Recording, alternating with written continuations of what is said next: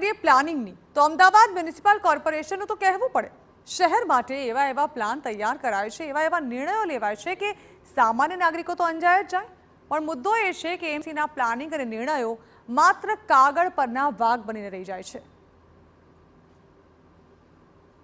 અમદાવાદમાં કાળઝાળ ગરમીની શરૂઆત થઈ ચૂકી છે અને આ ગરમી વચ્ચે જો તમે એવું વિચારતા હો કે બપોરે ક્યાંક બગીચામાં બેસીને થોડી ટાઢક મેળવી લેશો તો ભૂલી જજો, કારણ કે અમદાવાદમાં મોટા ભાગના બગીચાઓના ગેટ બંધ જ જોવા મળશે અને ગેટ પર તાળા લટકતા નજરે પડશે। બગીચાના કોઈ કર્મચારીને પૂછશો કે આવું કેમ, તો જવાબ મળશે સાહેબની સૂચના છે કે બપોરના સમયે ગાર્ડન બંધ રાખવા। પણ હવે હકીકત શું છે તે પહેલા જાણો।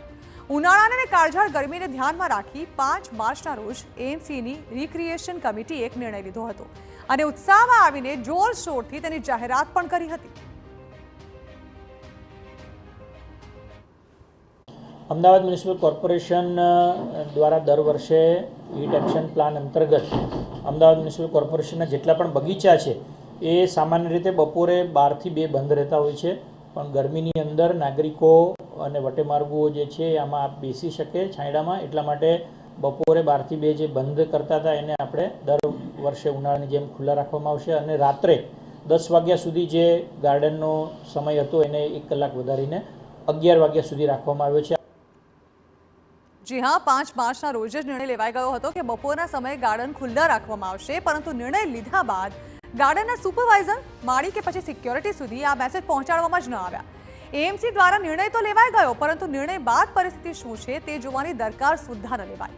મુદ્દો એ છે કે એએમસી દ્વારા નિર્ણયો શું માત્ર દેખાડા માટે જ લેવામાં આવે છે? જોધપુર વોર્ડમાં આવેલ ગાર્ડનને પણ સિક્યોરિટી સ્ટાફ દ્વારા બપોરે બંધ કરી દેવાય છે, તો અમદાવાદના અનેક બગીચાઓમાં હીટ એક્શન પ્લાન અંતર્ગત લેવાયેલ નિર્ણયને લઈ હજુ કોઈ જ ગંભીરતા નથી દેખાઈ રહી।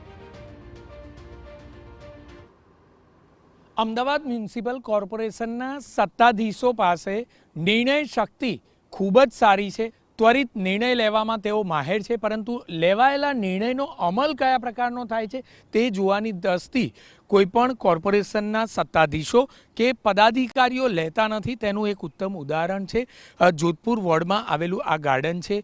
કોર્પોરેશનના રિક્રિએશન વિભાગ દ્વારા નિર્ણય લેવામાં આવ્યો કે આખરે બપોરના સમયમાં ગાર્ડન ખુલ્લા રાખવા, પરંતુ આ મેસેજ જે તે માળી કે સિક્યુરિટી ગાર્ડ સુધી ન પહોંચવાના કારણે હજુ પણ દરવાજા બંધ હાલતમાં જોવા મળી રહ્યા છે, ગાર્ડન બંધ હાલતમાં જોવા મળી રહ્યા છે અને આખરે જે લોકો છે તે લોકો ગાર્ડનમાં ભર બપોરે એટલે કે કાળઝાળ ગરમીમાં ગાર્ડનનો ઉપયોગ કરી શકતા નથી। તેનું આ એક ઉદાહરણ છે। અમદાવાદ શહેરમાં જો તમામ ગાર્ડનની જો ખરાઈ કરવામાં આવે, તપાસ કરવામાં આવે તો બપોરના સમયમાં હજુ પણ અનેક ગાર્ડન આ જ પ્રકારે બંધ હાલતમાં જોવા મળે તે બાબત નિશ્ચિત છે।